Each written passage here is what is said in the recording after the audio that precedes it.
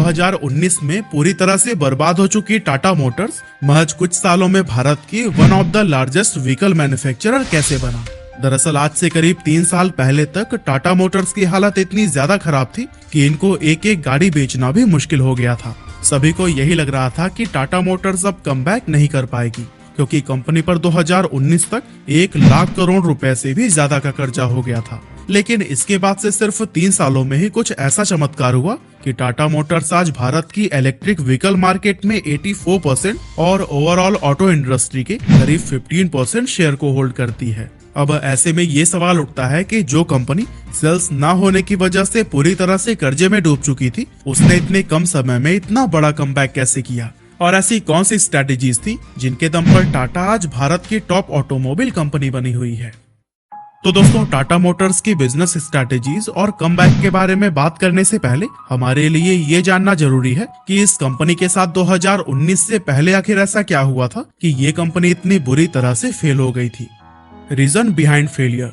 दोस्तों, यूं तो टाटा मोटर्स को आज से 77 साल पहले 1945 में फाउंड किया गया था, लेकिन पैसेंजर व्हीकल मार्केट में इसकी शुरुआत साल 1991 से मानी जाती है, क्योंकि इसी साल टाटा ने अपनी पहली एसयूवी टाटा सियरा को लॉन्च किया था।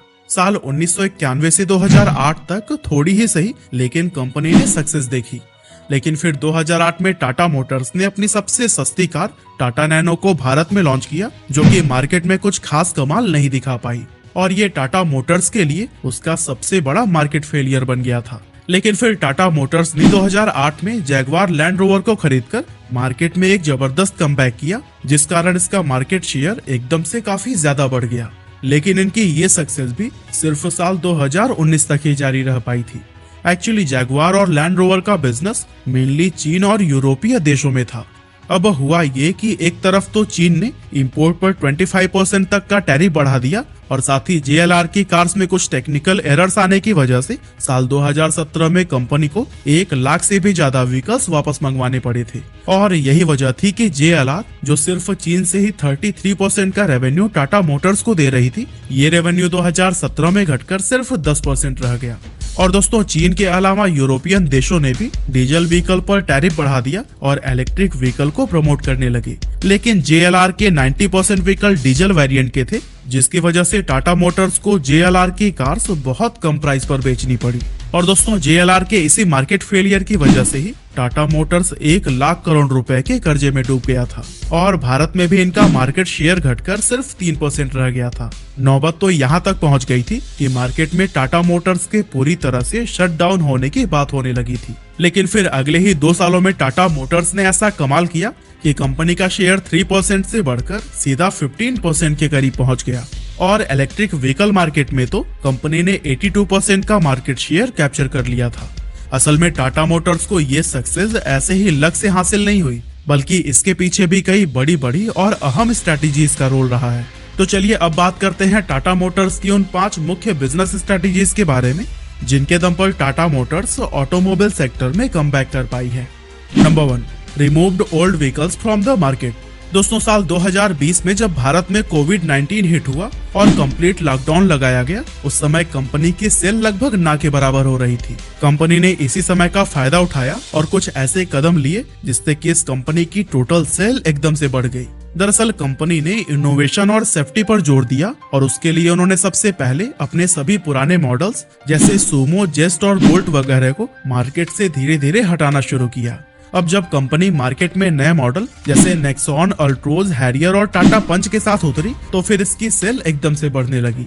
अब अगर हम 2020 के टोटल सेल्स डेटा पर नजर डालें तो पता चलता है कि अकेले नेक्सॉन की सेल 1 लाख कार से ज्यादा रही थी, और उसी के साथ ही अल्ट्रोज की टोटल सेल 69,000 के आसपास रही। इसके बाद से 2021 में टाटा पंच को जब मार्केट में लॉन्च किया गया, तो फिर अगले 2.5 महीनों में ही इसके 20,000 नई गाड़ियां सेल की गयी। इस तरह से मार्केट में नई नई गाड़ियां लॉन्च करने की यह स्ट्रैटेजी टाटा मोटर्स के लिए सच में काम कर गई। Number 2, vertical integration. दोस्तों, जब मार्केट में इलेक्ट्रिक व्हीकल लॉन्च करने की बात हुई, तो मारुति सुजुकी जैसे बड़ी कंपनी ने भी रिस्क को देखते हुए 2025 से पहले तक कोई भी इलेक्ट्रिक व्हीकल लॉन्च करने से साफ मना कर दिया, क्योंकि उन्हें पहले इंडियन ईवी मार्केट को प्रॉपर तरीके से जानना था। और ऐसे ही बाकी सभी कंपनियों के सामने भी इलेक्ट्रिक व्हीकल मार्केट में न उतारने के अपने अलग अलग रीजंस थे। जैसे इलेक्ट्रिक व्हीकल का डिजाइन कौन बनाएगा, चार्जिंग स्टेशंस कैसे लगेंगे और बैटरी कहां से इंपोर्ट होगी। लेकिन टाटा मोटर्स के पास इन सभी प्रॉब्लम का सोल्यूशन पहले से ही मौजूद था। दरअसल कंपनी ने जब इलेक्ट्रिक व्हीकल बनाने का फैसला लिया तो इन्होंने ये सारे काम खुद करने की जगह पर टाटा ग्रुप की उन अलग अलग कंपनीज को सौंप दिए जिन कंपनीज की इन अलग अलग कामों में एक्सपर्टीज है। फॉर एग्जाम्पल टाटा मोटर्स ने चार्जिंग स्टेशन बनाने का काम टाटा पावर को, सॉफ्टवेयर बनाने का काम टीसीएस को और बैटरी बिल्ड करने का काम टाटा केमिकल्स को सौंपा हुआ है। और इस तरह इस स्ट्रैटेजी से टाटा मोटर्स की ईवी के लिए आउटसोर्स डिपेंडेंसी पूरी तरह से खत्म हो गई और टाटा अपनी ईवीज का पूरा प्रोडक्शन खुद कर पाता है। इसका फायदा यह है कि एक तो टाटा मोटर्स दूसरी कंपनियों की तुलना में बेहद सस्ती ईवीज बना पाती है, साथ ही दूसरी कंपनियों पर डिपेंडेंसी न होने की वजह से इनके सभी काम भी टाइम से पहले पूरे हो जाते हैं। Number 3, proactive approach. दोस्तों, टाटा मोटर्स की टोटल सेल्स में हुए इस पॉजिटिव चेंज का एक बड़ा रीजन इनकी प्रोएक्टिव अप्रोच भी है। जहां बाकी कंपनियां भारत में इलेक्ट्रिक व्हीकल्स को लॉन्च करने से डर रही थी, वहीं टाटा मोटर्स ने बहुत पहले ही समझ लिया था कि फ्यूचर ईवीज का ही होने वाला है। इसीलिए उन्होंने ईवीज को मार्केट में उतारने का फैसला किया और सबसे पहले टाटा नेक्सॉन को मार्केट में उतारा।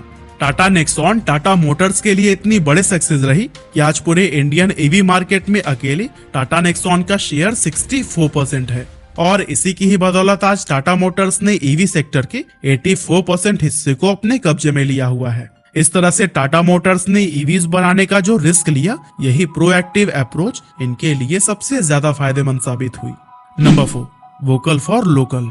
दोस्तों, टाटा मोटर्स की इस सक्सेस में वोकल फॉर लोकल ट्रेंड का भी एक बहुत अहम रोल रहा है। दरअसल 2019 में जब कोरोना वायरस आया तो उस समय भारत में बहुत से चाइनीज प्रोडक्ट बैन कर दिए गए और स्वदेशी प्रोडक्ट्स को बढ़ चढ़कर प्रमोट किया गया, जिसका सीधा असर भारतीय कंपनियों को हुआ। इस कैंपेन की वजह से लोगों ने विदेशी प्रोडक्ट्स, खास करके चाइनीज प्रोडक्ट्स का बाइकआउट किया।